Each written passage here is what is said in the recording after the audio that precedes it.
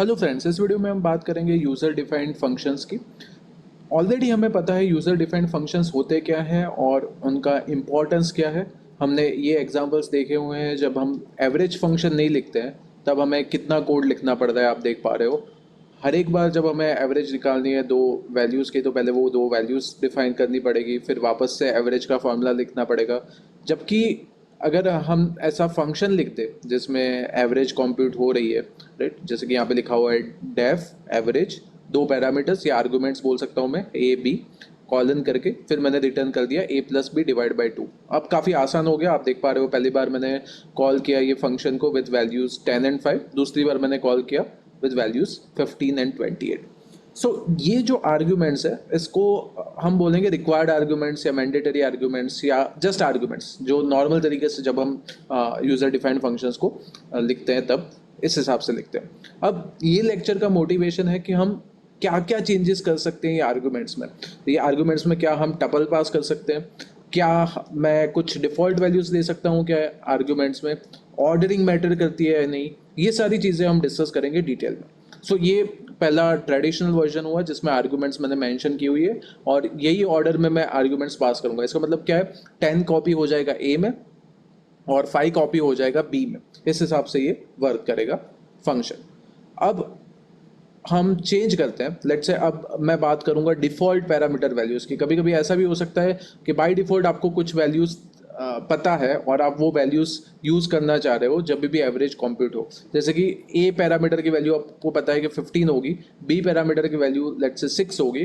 तो by default जब आप एवरेज फंक्शन को कॉल करोगे और आप कोई वैल्यूज़ पास नहीं कर रहे हो, तो a is equal to 15 assume होगा, b is equal to 6 assume होगा और आपको डिफॉल्ट एवरेज मिल जाएगी विच इज नथिंग बट 10.5। या ऐसे कुछ फंक्शंस आप एज्यूम कर सकते हो कि लेट्स से आपने एग्जामिनेशन कंडक्ट करवाई और आप किसी को फेल नहीं कर रहे हो। आपको पता है कि बाय मिनिमम मार्क्स हर एक स्टूडेंट के कोई भी सब्जेक्ट में 35 है, तो उस केस में एवरेज निकालोगे आप लेट्स से 2 सब्जेक्ट्स के मार्क्स की, तो वो 35 ही आनी। तो उस केस में आप डिफॉल्ट वैल्यूज ऐसे कुछ दे सकते हो, let's say a is equal to 35, b is equal to 35, अगर लेट्स से आपको मार्क्स एक्चुअल मार्क्स नहीं पता है तब।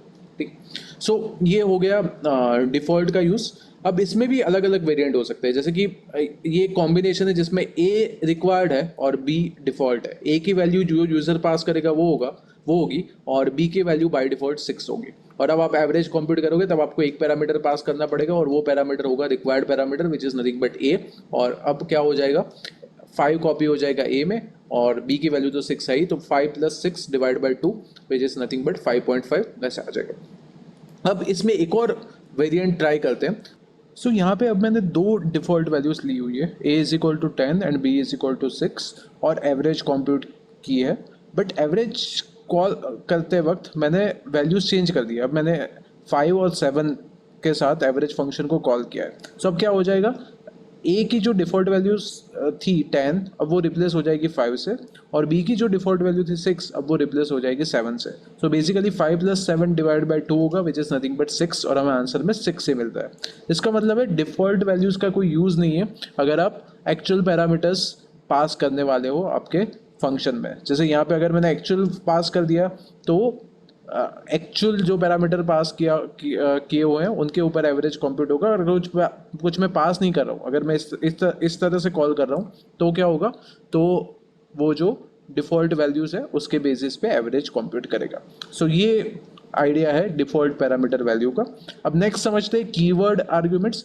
कीवर्ड आर्ग्यूमेंट्स में क्या है, ऑर्डर मैटर नहीं करता और हमें पूरा पूरा लिखना पड़ेगा कि हम क्या कौन सी वैल्यू दे रहे हैं कौन से पैरामीटर को। जैसे यहाँ पे मैंने डिफ़ॉल्ट वैल्यूज़ दी हुई है, A is equal to 15 and B is equal to 6, but जब मैं कॉल कर रहा हूँ तब मैं बोल रहा हूँ b is equal to 9 and a is equal to 21, तो वो b is equal to 9 and a is equal to 21 ही लेगा और इन दोनों का समेशन 30 हुआ, 30 डिवाइड बाई 2 हमें आंसर में 15 मिल रहा है। सो कीवर्ड आर्ग्यूमेंट का मतलब है कि अगर आप चाह रहे हो जब आप फंक्शन को कॉल करो तब आप स्पेसिफिकली बताना चाह रहे हो हर एक पैरामीटर की एक्चुअल वैल्यू क्या है, तब आपको कीवर्ड आर्गुमेंट का यूज़ करना है। और यहाँ पे ऑर्डर मैटर नहीं करता, जैसे कि आप देख पा रहे हो कि पहले मैंने बी की वैल्यू लिखी हुई है फिर मैंने ए की वैल्यू लिखी हुई है।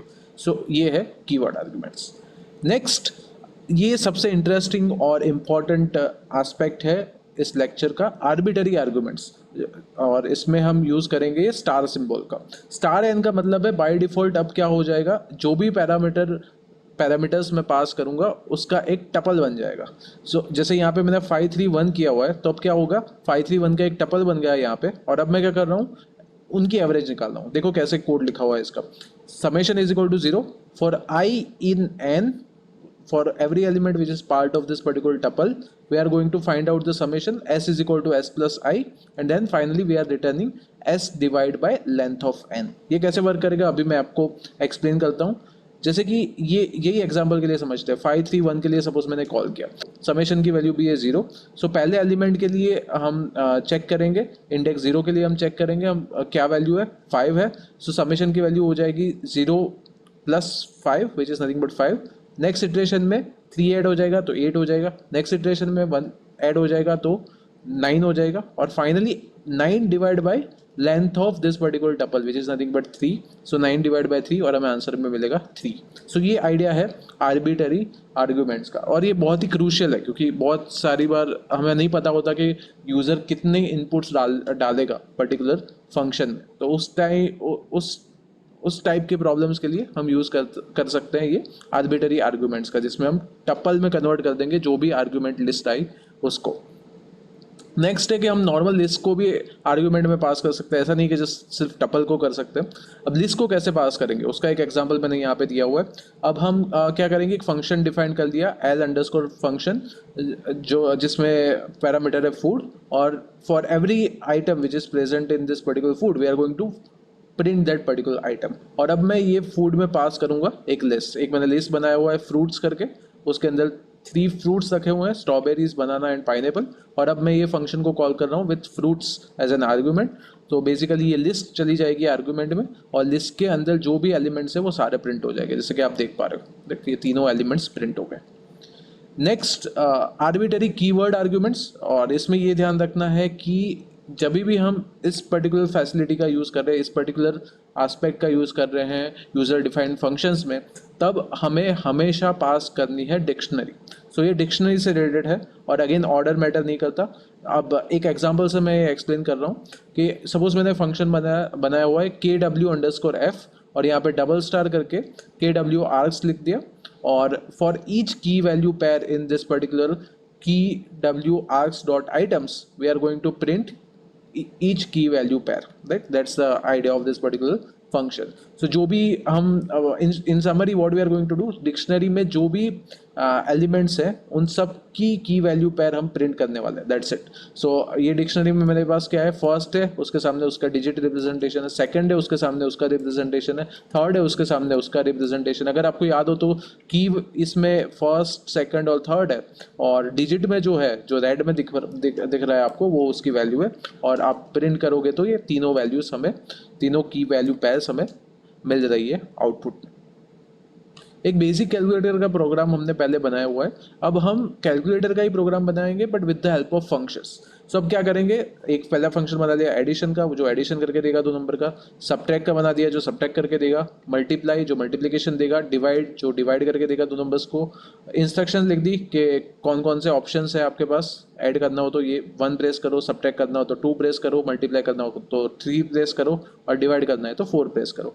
While true we are going to continue doing competition, तो हर बार आपको चॉइस मिलती रहेगी, और चॉइस 1 2 3 4 में से होगी। तो हम क्या कर रहे हैं, ट्राई एक्सेप्ट का यूज़ मैं आपको ये मॉड्यूल के एंड में एक्सप्लेन करूँगा, जहाँ पे डिटेल में एक मैंने लेक्चर रखा हुआ है जिसके ऊपर ट्राई एक्सेप्ट कैसे वर्क करता है। अभी के लिए आप ऐसा सोच सकते हो कि मेक श्योर करेगा जो भी इनपुट हो वो फ्लोट में हो, राइट, उतना मेक श्योर कर रहा है ये पर्टिकुलर ट्राई एक्सेप्ट ब्लॉक।